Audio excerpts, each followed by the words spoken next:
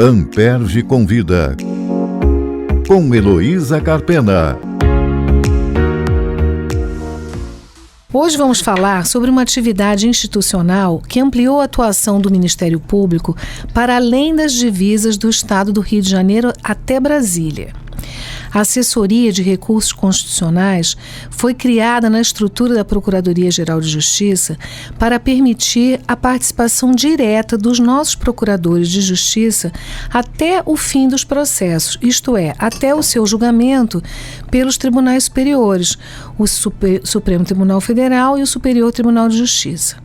Eu vou conversar sobre isso com a Procuradora de Justiça, Inês Andreiolo, que é titular da 2ª Procuradoria de Justiça Civil, junto a uma das câmaras de direito privado do nosso tribunal, é mestre em Direito Público pela UERJ e ela ocupou o cargo de assistente da ARC, a Assessoria de Recursos Constitucionais, desde 2012 e foi assessora-chefe de 2017 a 2023. Boa tarde, Inês. Eu vou começar lembrando aqui que o Ministério Público do Rio de Janeiro tem um certo pioneirismo nessa forma de atuação, pois há mais de 10 anos foi criada a ARC. Então, conta para nós um pouco dessa história, como foi se estruturando essa área de atuação. Boa tarde, Heloísa. Queria agradecer pelo convite. Na realidade, a ARC foi uma criação da Procuradora de Justiça, Nádia de Araújo. Eu, na realidade, não sei precisamente se a criação da assessoria foi quando a doutora Nádia era a assessora-chefe, mas, de fato, ela ganhou corpo com a vinda da Nádia. E, a partir de então, os procuradores de justiça, quando tomavam ciência de decisões desfavoráveis às teses do Ministério Público, remetiam os processos para a ARC, que foi desenvolvendo, a partir de então, ainda com uma estrutura pequena, uma expertise em fazer recursos, especialmente o recurso especial e recurso extraordinário, para direcioná-los ao Supremo Tribunal Federal e ao Superior Tribunal de Justiça. Isso tanto na área criminal como na área civil. Então, ela nasceu dessa forma e com o tempo, né, a demanda foi crescendo, né, trabalho chama trabalho, a gente costuma dizer, e esse número hoje em dia, enfim, foi crescendo ao longo do tempo, é muito grande.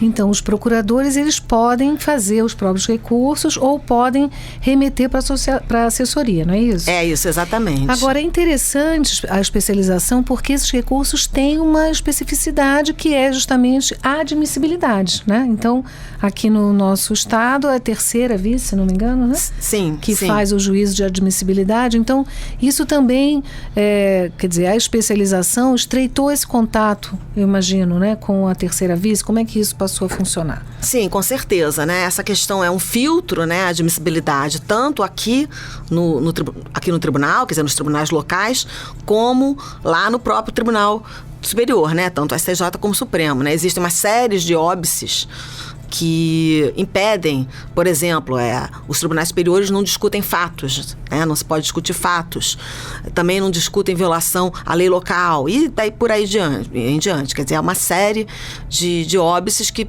como você falou, são questões ligadas ao juízo de admissibilidade. A gente tem que esclarecer isso porque nem toda a nossa audiência, né, de promotores e procuradores. Então, essa questão mais técnica, né, precisa ser esclarecida, que nem todos os processos vão até Brasília, né? Muita coisa termina aqui no nosso estado, não é isso? Então, só em alguns casos é que os processos vão chegar até lá. Está correto isso?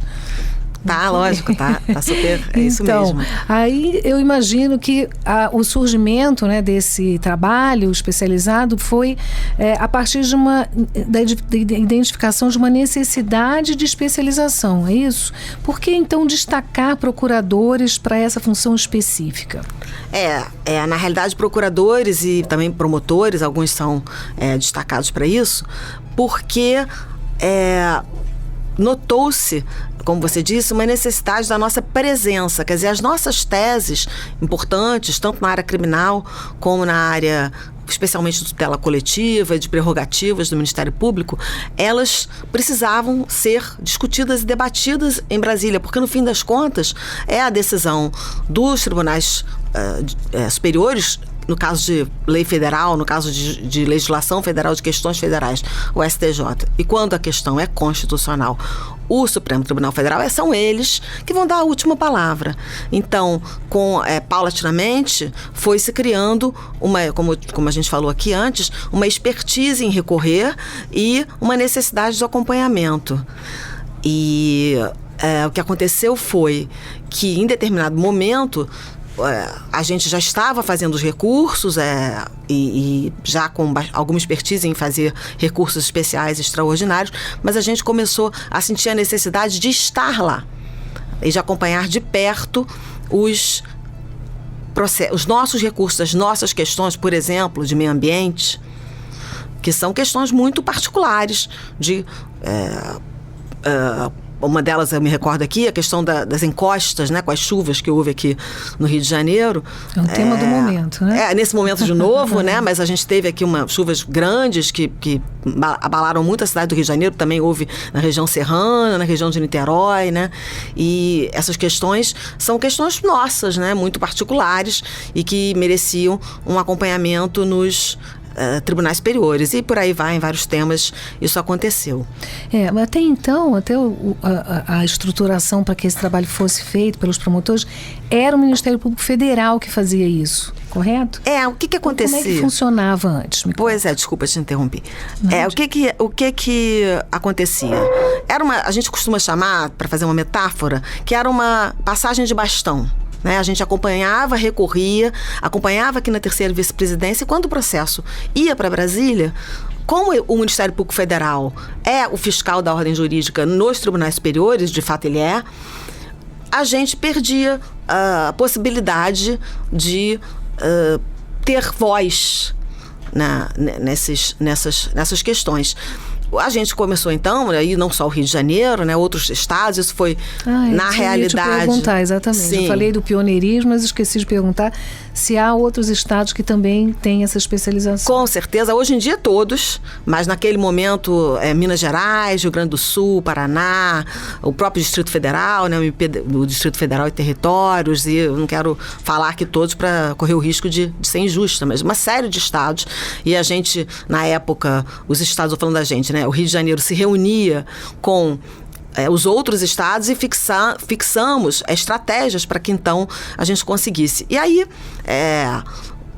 por uma obra do destino, houve uma decisão em um recurso, uma decisão monocrática, né, que a gente chama, que é a decisão de um ministro que decide sozinho, né, o processo. Essa decisão, que era contrária, inclusive dizia que o nosso recurso era intempestivo, dizia que nós não tínhamos obedecido o prazo para interpor um determinado RESP, e esse ministro, que era o ministro Mauro Campbell, resolveu abrir a possibilidade, né, acolheu a nossa tese de que a gente podia, nós, Ministério Público do Rio, recorrer diretamente com agravo interno, que é o nome do recurso, para levar essa questão para a Câmara. E a partir de então, essa decisão foi... chegou aí, foi chegando, acabou sendo... gerando uma decisão da Corte Especial do Superior Tribunal de Justiça, e aí sim foi sedimentada. A partir aí, daí em diante, todos os ministérios públicos do Brasil, os estaduais e o Distrito Federal e Territórios, podem levar suas teses diretamente, fazer sustentação oral, recorrer, e todos os atos processuais que são necessários aí para defender nossas prerrogativas e nossas questões. Eu lembro que na altura havia uma certa resistência, né, ao acompanhamento até esses tribunais pelos membros dos ministérios públicos estaduais. É verdade isso? Ou eu tô... Dos estaduais ou federais? Não, eu digo que havia uma resistência ao acompanhamento pelos membros dos Ministérios Públicos Estaduais dos seus processos nos tribunais superiores, né? Uma espécie de reserva de mercado do Ministério Público Federal. É verdade isso? É verdade. Não é fofoca? Não, é verdade sim. É verdade sim. Eu me lembro, tive a ocasião de despachar na época com diversos ministros, né, lá do Superior Tribunal de Justiça, e na realidade soou estranho que atuasse perante uma corte em Brasília, que houvesse 2 ministérios públicos, né? O federal e o estadual. Mas se a gente pensar que é bom salientar, né, que a gente faz isso quando a gente é parte, né, nos processos em que somos partes, né? Então, se a gente pensar que lá a função do MPF é justamente ser fiscal da ordem jurídica e que nós somos recorrentes ou recorridos, né, porque também atuamos quando a outra parte recorre de decisões que nos são favoráveis, fica mais fácil imaginar essa dupla presença dos ministérios públicos, porque a função é muito diferente. Então, ainda quando o Procurador de Justiça estadual está funcionando como parte na sessão de julgamento, por exemplo, o MPF atua como fiscal da lei? Sim. Como custos legis? Como custos legis. E, por incrível que pareça, isso com o tempo, em alguns casos, obviamente, porque existem casos de divergência de posição, como você pode imaginar, mas em muitos casos a gente, inclusive, formou parceria com muitos membros do Ministério Público Federal na área de tutela coletiva. Isso foi muito comum. Em questões ambientais, em questões de improbidade administrativa, de consumidor. E foi muito profícuo esse intercâmbio, que também, como você falou, houve uma resistência inicial, mas no fim das contas eu acho que foi positiva. Internamente há uma divisão entre vocês na ARC por matéria ou todos fazem tudo? Como é que funciona isso? Internamente, na assessoria de recursos constitucionais, primeiro ela começou sendo uma só. A assessoria de recursos constitucionais do Procurador-Geral. É importante salientar que essa assessoria ela é ocupada por integrantes que são escolhidos pelo Procurador-Geral. Né? São cargos em comissão. Não existe o órgão de execução. Né? Não existe. Existem os procuradores. Como você disse, os procuradores podem eles próprios também ingressar com os recursos. Mas existe uma divisão entre civil e criminal, até por uma questão de matéria. Inicialmente não havia, mas com o crescimento da demanda e com a especialização das questões, desde 2017, quando o Procurador-Geral era o Dr. Eduardo Gussin, ele dividiu a assessoria em 2. Mas eu imagino que a matéria coletiva tem um peso importante, né? Você já mencionou aí alguns assuntos, ambiental, o que mais? Um peso enorme. Eu diria, não sei, não tenho números, né? Mas eu acredito que seja mais de 90% dos recursos em que somos recorrentes e recorridos. Né? A matéria de tutela coletiva, justamente porque é nessa matéria, no cível, em que nós somos partes, né? No crime, nós somos partes em tudo. Né? Mas hoje eu acho que a grande vitrine do Ministério Público é a tutela coletiva, né? Mais do que o crime, você não acha? Bom, eu acho, mas eu sou suspeita. Eu também. Agora me conta, Inês, como é que é a participação, assim, o dia a dia, a participação prática nos processos em Brasília? Você disse que os procuradores, eles podem remeter, né, uma vez terminado, né, alcançado o julgamento no Tribunal de Justiça aqui do Rio de Janeiro. Se a decisão for desfavorável, eles têm a opção de interpor diretamente o recurso ou enviar para a ARC, né, para a Assessoria de Recursos Constitucionais. E aí, o que acontece depois disso? Não, acontece que aí o membro, né, enfim, o membro que recebe, ele analisa se aquilo, como a gente falou no início, é um caso possível de ser levado ao Tribunal Superior, porque alguns devem morrer aqui por N questões. E daí é feito o recurso e se acompanha para a distribuição do recurso, para que turma foi, quem é o relator. E aí, assim, nos casos mais importantes, mais emblemáticos ou mais sensíveis, e aí é uma seleção que se faz até, às vezes, por demanda dos próprios procuradores e promotores que procuram os integrantes da assessoria E isso vai acabando, que vai criando caso a caso, ou tema a tema, a necessidade da presença direta. E aí, quando há necessidade dessa ida a Brasília para fazer sustentação oral, despacho com os ministros, depois da pandemia ficou muito comum o despacho por videoconferência também, né? E tudo isso pode ser feito, é isso que acontece. E a existência da assessoria me parece que também permite uma coisa que é tão importante, que quem está de fora, né, da instituição, às vezes não se dá conta, que é o que a gente chama de articulação institucional, né? Que é justamente o promotor, o procurador e a pessoa que vai interpor o último recurso estarem em contato, né? Parece uma coisa óbvia, porque se você está numa empresa, num escritório de advocacia, isso acontece naturalmente. Mas no Ministério Público não é assim. Você acha que a ARC também cumpriu essa função? Acho que sim. Acho que a gente ganha muito com isso, né? Os promotores às vezes detectam uma questão e às vezes é o procurador de justiça que detecta. Assim, um exemplo, se eu pudesse dar para você, foi a questão da discussão de quem deve arcar com os honorários periciais nos processos de tutela coletiva, e naquele caso já havia uma jurisprudência formada a favor da tese do Ministério Público de que quando se requer a perícia num processo de tutela coletiva, quem deve arcar com o ônus financeiro é o ente público a que pertence ao Ministério Público, no caso aqui o Estado do Rio de Janeiro. E essa é uma questão importantíssima, né? Porque essas perícias são muito caras e complexas, né? Imagina uma perícia ambiental, a despoluição da Baía de Guanabara, imagina o que envolve, né? Um fato dessa natureza. E aí, quer dizer, havia uma jurisprudência sedimentar, havia inclusive um que a gente chama um tema repetitivo, né, que é uma questão considerada, estou querendo explicar porque, enfim, como você disse, nem todo mundo tem a formação jurídica. É um tema considerado pelo STJ como importante, em que ele fixa uma tese, né, e esse, o tema 510, era um tema fixado de que quem arcava com, mesmo após o CPC de 2015, quem arca com os honorários periciais é o ente público a que pertence ao Ministério Público. Mas houve, então, apesar disso, houve uma decisão monocrática no Supremo Tribunal Federal, uma ação originária do Supremo, nem era uma ação de tutela coletiva, nem era um RE, né, um recurso extraordinário, que determinou que o Ministério Público arcasse.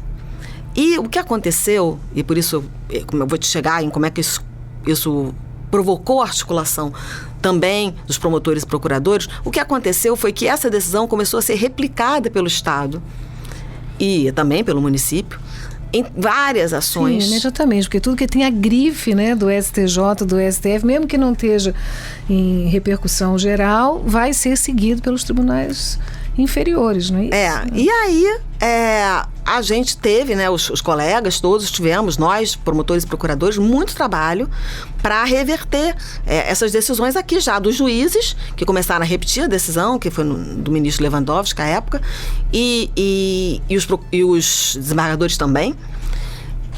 Não eram todos, mas muitos casos. E o que a gente começou a fazer é fazer um trabalho conjunto e bem articulado entre as três instâncias, né? Tribunal Superior, Tribunal de Justiça do Rio e juízes de primeiro grau. E foi um trabalho muito interessante que retrata isso que você fala, porque a partir de então a gente tem acórdãos, nós podemos ver que tem acórdãos de todas as turmas do STJ reiterando, mesmo após a decisão do ministro Lewandowski, o tema 510. E há também, pasme, decisões do Supremo Tribunal Federal dos outros ministros e das outras turmas favoráveis quer dizer, que simplesmente dizem que é isso mesmo, que é o ente federativo que arca. Então é um exemplo importante, eu acho, esse da articulação e essa questão dos honorários periciais. Interessante. E essa atividade concentrada, você está pensando, né, nesses precedentes que se formam, né, propicia uma certa nacionalização da atuação, né, porque permite parcerias, por exemplo, com outros ministérios públicos, né, na defesa de teses institucionais e na formação de precedentes. Como essa situação que você narrou, né? Você lembra de mais outros casos? É verdade isso? Há mesmo uma nacionalização? Há mesmo. Já havia, né? Também, mesmo antes do reconhecimento da nossa legitimidade direta, que ocorreu em 2012, salvo engano, mas acho que foi final de 2012, início de 2013, já havia antes legitimidade para funcionar diretamente, exatamente. Já havia uma reunião coletiva na via do CNPG, né, que é o Conselho Nacional de Procuradores Gerais. Já havia uma reunião de pessoas que faziam essa mesma função, que recorriam. Mas com com essa nacionalização, como você disse, isso foi realmente ganhando um incremento absoluto, assim, é uma coisa, uma grande crescimento. E que acabou, então, também, como nós temos questões parecidas que se repetem, acontecem em vários estados, tanto criminais... O mesmo caso, no caso ambiental, desculpa te interromper, mas é um fato que ultrapassa os limites de um estado. Isso também pode como acontecer, é o caso, por exemplo, de Brumadinho e Mariana, né, que afetou vários. E o que aconteceu foi que, a partir de então, os ministérios públicos começaram a ingressar uns nos processos dos outros para reforçar as teses na qualidade de amicus curiae, de amigo da corte, sobre isso. né, que é para contribuir. Isso foi muito importante. Não só essa troca, né? Olha, esse recurso aqui, eu desenvolvi essa tese e ganhei, que é uma troca de teses, né, de estratégia, como também uma questão de reforço do argumento, né? Isso foi também, se eu pudesse dar um exemplo, o que aconteceu na questão da improbidade administrativa, que a lei de improbidade administrativa, que é de 92, sofreu uma reforma grande, que a gente chama até de nova lei de improbidade. Com muitos retrocessos, né? Com muitos retrocessos. Tivemos um programa sobre isso aqui no podcast. Sim. Que bom. E muitos retrocessos. Então, naquela ocasião... não vou ficar entrando nos retrocessos aqui, senão a gente vai parar um tempo para falar sobre isso, mas o importante é que os retrocessos que inviabilizavam a propositura de ações ou tornavam muito difíceis, questões da prescrição e tal, isso acabou fazendo com que os ministérios públicos, vários ministérios públicos, ingressassem num processo do Supremo Tribunal Federal em que havia sido reconhecida a repercussão geral, é o tema 1199, que foi decidido em 2022, era da relatoria do ministro Alexandre de Moraes. E naquela ocasião, foi mesmo uma ação concentrada do tipo fazer memoriais juntos, levar juntos, despachar juntos, ir no dia do julgamento. Eu me lembro que um colega de Minas Gerais falou que uma conhecida dele estava lá, era advogada, e falou, caramba, no plenário hoje só tem Ministério Público, e era mesmo. O plenário era lotado de promotores e procuradores, não sei se isso tanto influenciou, mas de fato algumas teses foram de fato acolhidas, e aí o trabalho continua, né? Se continua havendo esse intercâmbio sobre os reflexos da lei no atuar diário dos promotores e procuradores. Não, acho muito importante, com certeza deu peso, né, à postulação que vocês estavam defendendo. Só para registro aqui, a nova lei de improbidade administrativa foi o episódio 17, com o promotor de justiça Fabrício Bastos. Quem não ouviu, vai lá conferir. Eu quero continuar falando sobre essa função que eu acho extraordinariamente importante de amicus curiae, amigo da corte. Conta para nós, como é que lembra de algum caso relevante, assim, onde vocês já atuaram, né, o Ministério Público do Rio, como amicus curiae? Nesse caso da improbidade, eu acho que é um caso bastante relevante. Gente, fazendo um recorte, né, Luísa? Eu estou falando da área civil, né? Eu acho que tudo que eu estou falando pode ser espelhado para a área criminal, porque tudo isso acontece também na área criminal, a reunião de esforços, as teses comuns, o ingresso como amicus curiae, tudo isso acontece da mesma forma e foi capaz de produzir efeitos muito importantes na jurisprudência criminal dos tribunais superiores. Mas eu, com conhecimento de causa, posso falar da área civil. Falei dessa questão da improbidade. Tem a questão dos honorários periciais, que nós também ingressamos, quer dizer, nesse processo dos honorários periciais, que é do Mato Grosso do Sul. Nós ingressamos. Tem um agora, que é o tema 1270, que discute a liquidação individual. A possibilidade do Ministério Público fazer a liquidação dos danos individuais nas ações coletivas, um caso importantíssimo, em que os ministérios públicos atuam em conjunto, vários ministérios públicos atuam em conjunto, desde o STJ, e agora existe aí esse tema reconhecido como repercussão geral 1270, que ainda não foi julgado ainda, e vai certamente produzir um impacto muito grande, porque do outro lado, né, de um lado tem o Ministério Público, do outro lado tem as empresas, ou enfim, qualquer pessoa jurídica ou qualquer um que cause dano há uma coletividade de pessoas, né? Mas apesar de ser coletivo, na hora de se ressarcir o dano, se faz de maneira individual também. Essa trincheira é por demais conhecida, né? Porque nas ações para interesses individuais homogêneos já foi constatado, no caso, né, do consumidor vencedor, que deu origem ao projeto, isso também foi episódio nosso aqui no podcast, Consumidor Vencedor, detectamos naquela altura que era ínfimo o número de execuções individuais, quer dizer, é sumamente importante que o Ministério Público possa assumir esse papel, porque se as empresas não são condenadas a indenizar, não dói na parte mais sensível, que é o bolso, né? Então, nas ações coletivas, a gente acaba reduzido ao fazer e não fazer. Não é isso? Então, essa postulação é de interesse de todos. Muito interesse. E muito importante que haja essa articulação. Então, pelo que eu estou entendendo do teu relato, há hoje uma estratégia de atuação, né? Da mesma maneira que as empresas estão articuladas para fazer isso, os ministérios públicos também. Essa articulação, né, em questões que são importantes, relevantes como essa, que do outro lado, né, lado das empresas, dos poluidores, dos que causam os danos coletivos, eles estão articulados, não é verdade? É verdade. Também da mesma forma, na área ambiental, né? Porque também do outro lado estão os poluidores, que também são as empresas, né? Você falou do consumidor. E, enfim, eu acho que em toda a questão da tutela coletiva isso faz muito sentido. Lógico que isso é algo em construção, né? Eu acho que os ministérios públicos têm as dificuldades de articulação naturais do serviço público, né? Afinal de contas, mas eu acho que se caminhou muito e isso é de suma importância. É produto desse trabalho. Então, Inês, te agradeço muito pela entrevista e convido os ouvintes a acompanharem o programa para não perderem nenhum episódio. Toda terça-feira, um novo episódio está disponível no site da Rádio Roquete Pinto, no site da Amperge e no Spotify. Eu que agradeço, Heloísa. Muito obrigada. Amperge convida, com Heloísa Carpena.